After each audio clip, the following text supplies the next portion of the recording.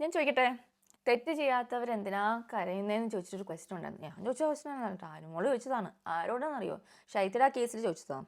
ഷൈത്ത ഇന്ന് കരഞ്ഞില്ലേ കുറേ, അപ്പം ചോദിച്ചൊരു ക്വസ്റ്റ്യൻ ആണത്. ഞാൻ ചോദിക്കട്ടെ, ഇന്ന് അനുമോളോട് ഞാൻ ആ ക്വസ്റ്റ്യൻ ചോദിക്കുവാണ്, എന്തിനാ കരഞ്ഞേ? ഞാൻ അന്ന് അനുമോള് പറഞ്ഞപ്പോൾ ഞാൻ പറഞ്ഞായിരുന്നു, അത് ഓരോരുത്തരുടെ ഇമോഷനാണ്, അവർ എന്തിലൂടെയാണ് ഫേസ് ചെയ്തത്, അവർ ഫേസ് ചെയ്ത കാര്യത്തിൻ്റെ ആ ഒരു ഇൻറ്റൻസിറ്റി അവർക്കേ അറിയൂ.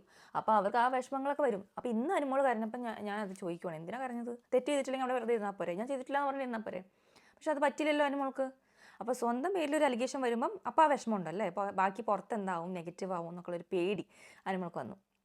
ഇന്ന് രാവിലെ ലക്ഷ്മി അനുമോളൊക്കെ ഇരുന്ന് സംസാരിക്കുന്നുണ്ടായിരുന്നു ശൈത്യയുടെ കാര്യം പറഞ്ഞിട്ട്. ജസ്റ്റ് ഒരു ഭയങ്കര പുച്ഛത്തോടെയാണ് പറഞ്ഞത്. ശൈത്യ എങ്ങനെ എന്താണ് അത്ര കരയുന്ന എന്തിനാണ്, അത്ര ഇതെന്തിനാണ്, ബിൻസിയുടെ കാര്യമൊക്കെ ആണെങ്കിലും പുള്ളിക്കാരി പുച്ഛമായിരുന്നു. ഇന്ന് ലാസ്റ്റ് എപ്പിസോഡിൻ്റെ ലാസ്റ്റ് അവർ നേരെ തിരിച്ചും പറയുന്നുണ്ട്. ലക്ഷ്മി എപ്പോഴും റോങ് സൈഡിൽ നിൽക്കുന്ന ഒരു ആളാണ്. എനിക്ക് എപ്പോഴും തോന്നിയിട്ടുണ്ട് ബിഗ് ബോസ് സീസൺ മൊത്തം ഞാൻ എപ്പോഴും പറഞ്ഞിട്ടുണ്ട്, ലക്ഷ്മി എപ്പോഴും ഒരു നെഗറ്റിവിറ്റി ഉണ്ടെങ്കിൽ അവിടേക്ക് നിങ്ങൾക്ക് ചാഞ്ഞ് എങ്ങനെ അത് പറ്റുന്നു ലക്ഷ്മി, എനിക്ക് അറിഞ്ഞു കേട്ടോ എങ്ങനെ അത് പറ്റും. അത് വലിയൊരു കഴിവാണ് കേട്ടോ, ഭയങ്കര കഴിവാണത്. അപ്പോൾ എന്തായാലും അനുമോളുടെ വിഷയം എന്ന് വെച്ചാൽ, അനുമോൾ പറയുന്നത് അനുമോൾ അക്ബറിന് എഗെയിൻസ്റ്റ് ഒരു PR-ന് ഒരു കമ്മ്യൂണിക്കേഷൻ കൊടുക്കണമെന്ന് ആഗ്രഹിച്ചിട്ടില്ല എന്നാണ് അനുമോൾ പറയുന്നത്. പക്ഷെ ഞാൻ ലൈവിൽ കണ്ടിട്ടുണ്ട് അനുമോൾ ഇരുന്ന് പറയുന്നത് എന്താണ് വൈറ്റ് വാഷ് അല്ല, വെള്ള പുഷ്പമാണെന്നുള്ള ആ വേർഡൊക്കെ അനുമോൾ യൂസ് ചെയ്തിട്ടുണ്ടത്. അനുമോൾ യൂസ് ചെയ്തിട്ടുണ്ട്, അതിലായിട്ട് ഡിസ്കസും ചെയ്തിട്ടുണ്ട്. ഞാൻ ലൈവിൽ അത് കേട്ടിട്ടുണ്ടെന്നേ. ഏതോ ഒരു ഒറ്റപ്പെട്ട ദിവസമാണോ ക്യാമറയോട് പറഞ്ഞതെന്ന് എൻ്റെ ഓർമ്മ, ആ ഊഞ്ഞാലിരുന്നിട്ട് അങ്ങനെ എന്തോ സംഭവം ഉണ്ടായിട്ടുണ്ട്. അതെനിക്ക് ഓർമ്മയുണ്ട്. പക്ഷേ പുള്ളിക്കാരി അത് എടുത്തിട്ടുണ്ട്. പിന്നെ അതുപോലെ തന്നെ പുറത്തത് നടന്നിട്ടുമുണ്ട്.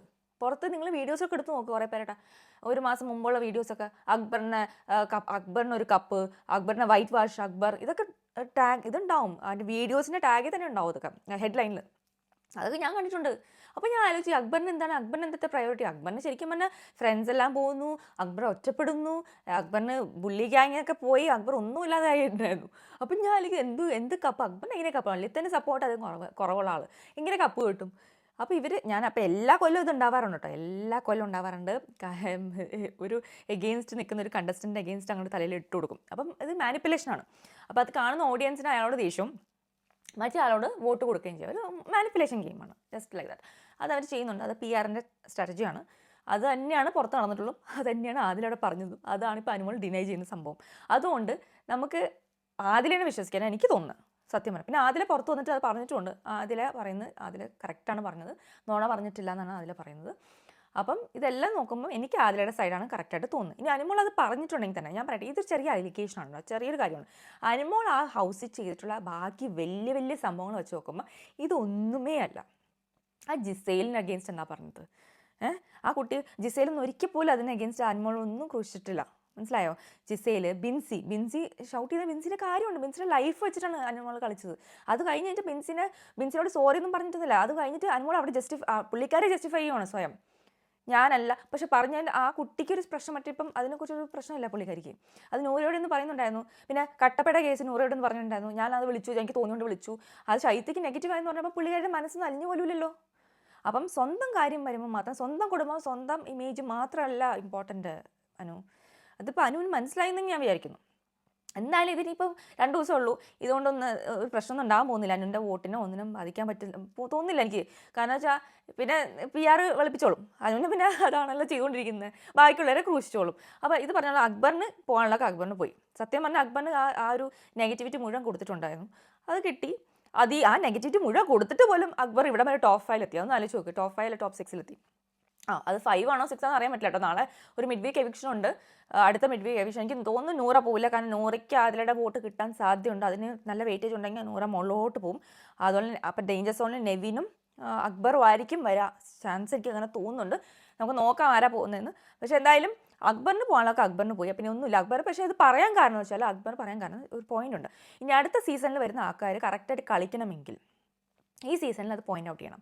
അതുകൊണ്ട് തന്നെയാണ് ബിഗ് ബോസ് ഇത് പോയിന്റ് ഔട്ട് ചെയ്യുന്നത് കേട്ടോ. അതുകൊണ്ട് തന്നെയാണെന്ന് എനിക്ക് തോന്നുന്നത്. അടുത്ത സീസണിൽ ആരും PR എടുത്ത് വരാതിരിക്കാൻ ശരിക്കും എക്സ്പോസ് ചെയ്യണം PR എടുത്ത ആ കണ്ടസ്റ്റൻ്റെ സ്ഥിതി എക്സ്പോസ് ചെയ്യണം. അപ്പോൾ ഇനി അടുത്ത സീസണിൽ ആൾക്കാർക്ക് ഇച്ചിരി പേടിയുണ്ടാവും PR എടുത്തിട്ട് വരാൻ. സത്യമായിട്ട് ഞാൻ പറയണം, PR എടുത്തിട്ട് വരണ്ട. അനുമോൾക്ക് ശരിക്കും PR-ൻ്റെ ഒന്നും ആവശ്യമില്ല. അനുമോൾ ശരിക്കും പറഞ്ഞാൽ സ്റ്റാർ മാജിക് തൊട്ട് എല്ലാവർക്കും ആ ഒരു ഫേമസ് ആയിട്ടുള്ള ഫേസാണ്. പുള്ളിയെ സക്സസ്ഫുൾ ആയിട്ട് ഇരിക്കുന്ന സമയത്താണ് ഇങ്ങോട്ട് വരുന്നത്. അപ്പം പുള്ളിയെ ആ ഫൺ രീതിയിൽ തന്നെ കൊണ്ടുവരുന്നത്. പിന്നെ ഈ കണ്ടന്റ് ഇമ്പോർട്ടൻ്റ് ആണ് കേട്ടോ.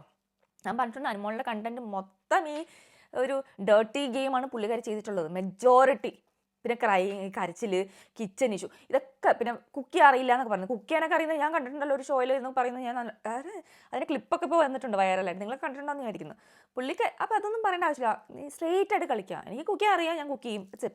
ഈ കിച്ചണിലുണ്ടാകുന്ന ഇഷ്യൂസൊക്കെ കുറച്ചും കൂടി കരച്ചിലൊക്കെ നിർത്തി നല്ല ഫൺ രീതിയിൽ കരഞ്ഞോളൂ. പുള്ളിക്കാരി കരയുന്നത് ഞാൻ കണ്ടിട്ടുണ്ട് സ്റ്റാർ മാജിക്കിൽ. പക്ഷേ ഒരു ഫൺ രീതിയിൽ കൊണ്ടുപോകാനൊക്കെ അനുമോൾക്ക് പറ്റിയാൽ അത് ചെയ്തില്ല. അതിന് പറയാം ഈ രീതി എനിക്ക് തോന്നുന്നു PR പറഞ്ഞു കൊടുത്താൽ അതേ രീതിയിൽ പുള്ളിക്കാരി അങ്ങനെ പോകുന്നതാണെന്ന് എനിക്ക് തോന്നുന്നു. മനസ്സിലായല്ലോ?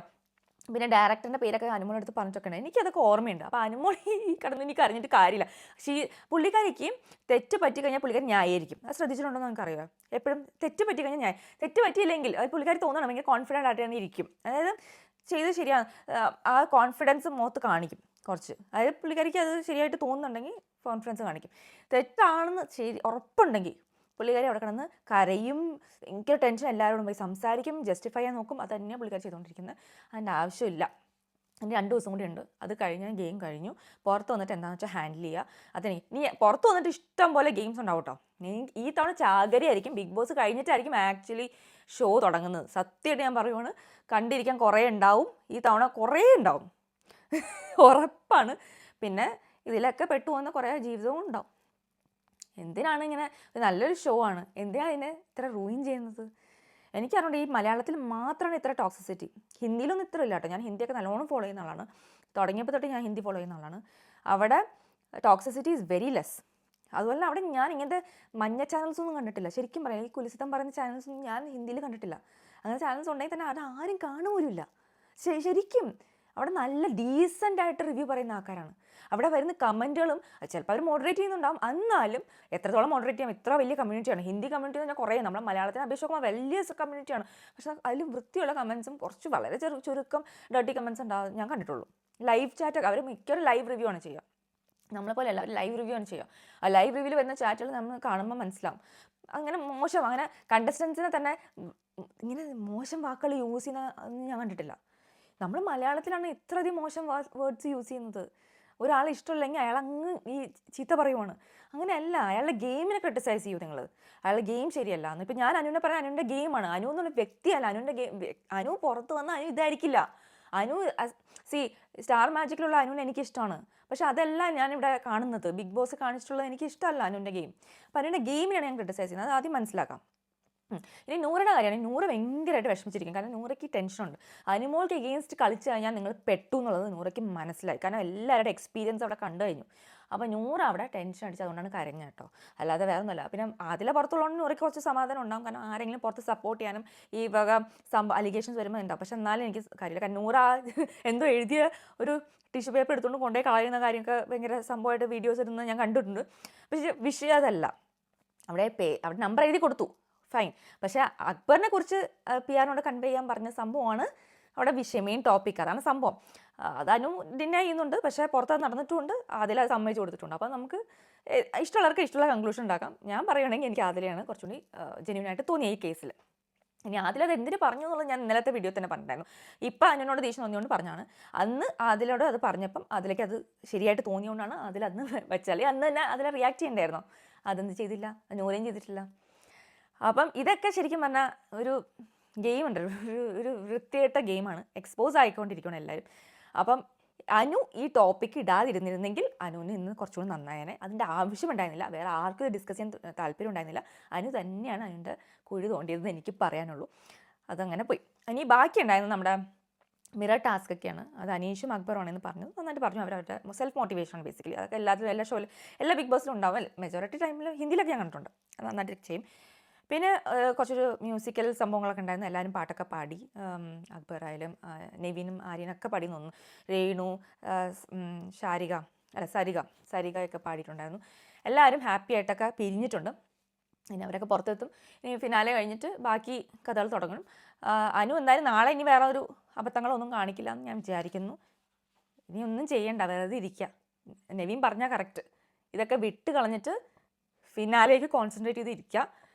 It's end of it. 2 ദിവസമേ ഉള്ളൂ. ഇനി ഒരു ദിവസം കൂടി ഉള്ളൂ, കഴിഞ്ഞു. അത് കഴിഞ്ഞാൽ ഫുൾ സ്റ്റോപ്പാണ്. ഇനി ബാക്കി പുറത്ത് വന്നിട്ട് കാണാം. നിങ്ങൾ ചെയ്തിട്ടില്ലെങ്കിൽ പേടിക്കണം എന്തിനാ, ഞാൻ തന്നെ ചോദിക്കുന്നത്. അപ്പം എനിക്ക് ഇത്രേ പറയാനുള്ളൂ. നിങ്ങൾ just concentrate on the game and get it done. അപ്പോൾ ഇത്രയേ ഉള്ളൂ. പിന്നെ ഇനി ഞാൻ നീ മിസ് ചെയ്തോളാം, ഇല്ല, അതൊന്നും ഇത്രയേ ഉള്ളൂ. അപ്പോൾ നമുക്ക് നോക്കാം ഇനി നാളത്തെ മിഡ് വീക്ക് എവിക്ഷനിൽ ആരാ പോകുന്നതെന്ന് നോക്കാം. അതനുസരിച്ച് ടോപ്പ് 5 കിട്ടും, പിന്നെ ടോപ്പ് 5 ഫിനാലിലേക്കും പോകും. അപ്പം ഒരു ദിവസം കൂടി നാളെ എപ്പിസോഡ് ഉണ്ടാവും. ഈ മിററിൻ്റെ ടാസ്ക് ഉണ്ടല്ലോ, ബാക്കിയുള്ളവരൊക്കെ ചെയ്യും. എന്നാലും എവിക്ഷനും കാണിക്കും, ഇതും കാണിക്കും. അതിന് ക്ലോസ് ആയിരിക്കും. പിന്നെ നമുക്ക് ഫിനാലെ, സൺഡേ ഫിനാലെ. അപ്പോൾ ഇത്രയേ ഉള്ളൂ. അപ്പോൾ ഇനി അടുത്ത എപ്പിസോഡിൻ്റെ റിവ്യൂ ആയിട്ട് വരാം. അതുവരെ ബൈ.